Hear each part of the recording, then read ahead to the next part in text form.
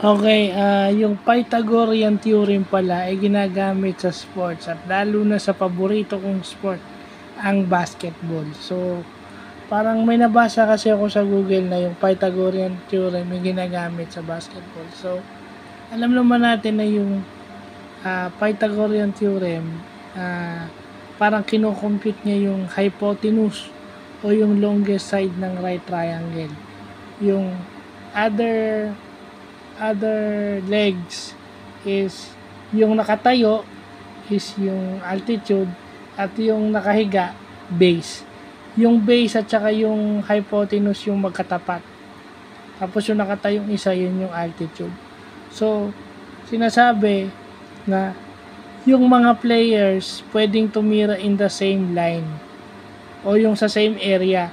Pero the farther you are, kung mas malayo ka, di ba, mid-range, and then hanggang do sa half court line. Pero magkatapat kayo on the same line pero mas malayo. So ibig sabihin yung tira mo, which is pag dinayagram mo yung pag dinayagram mo yon, mas malayo ka, mas malayo yung tira mo. The further away you are in the basket, the longer your shot. So pag mas malayo ka, mas mahaba yung tira mo.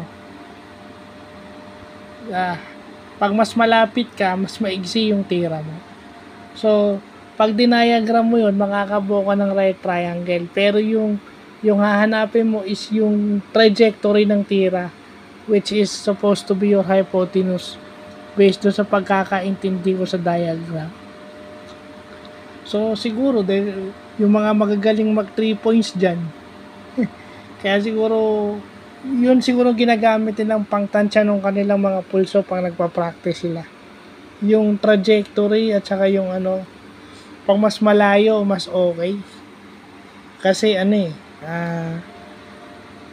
tawag rito, doon mo makikita kung gaano ka naka-efficient sa tira mo, lalo na sa long range. Yeah? So yun lang yun, Pythagorean theorem used in basketball. Meron pa sa ibang sport, pero sa basketball ako nag-concentrate kasi yun yung naiintindihan natin. So the farther you are, the longer your shot. At yung the longer your shot, yun yung hypotenuse mo. And then yung iba is kung saan ka nakatayo.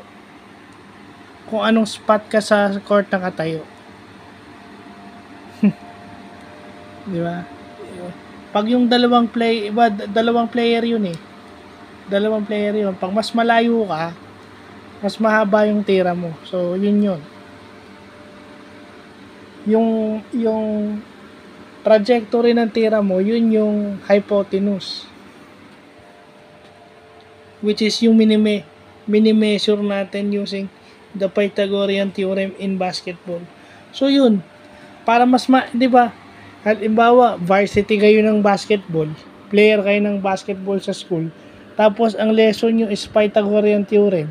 So, para mas maintindihan nyo yung Pythagorean theorem, pwede nyo i-associate sa basketball yon. Kasi, hindi nyo maiintindihan ng isang bagay, kagaya ng math. Maraming taong nahihirapan sa math dahil hindi sila umahanap ng isang bagay o isang hilig o isang hobby na kung saan pwede nilang i-associate yung lessons nila. Okay? Kung ina-associate nyo ba yung basketball sa Pythagorean theorem, hindi naintindihan nyo yun, at least may isang topic na kayong naiintindihan sa math. Lalo na kung kayo ay player ng basketball. Kasi, ang pagiging varsity is dapat pumapasa ka rin sa mga subject. Pumapasa ka rin sa klase. Aside from naglalaro ka. Hindi ka lang magaling maglaro. Pumapasa ka at pumapasok ka sa klase. So, yun lang po.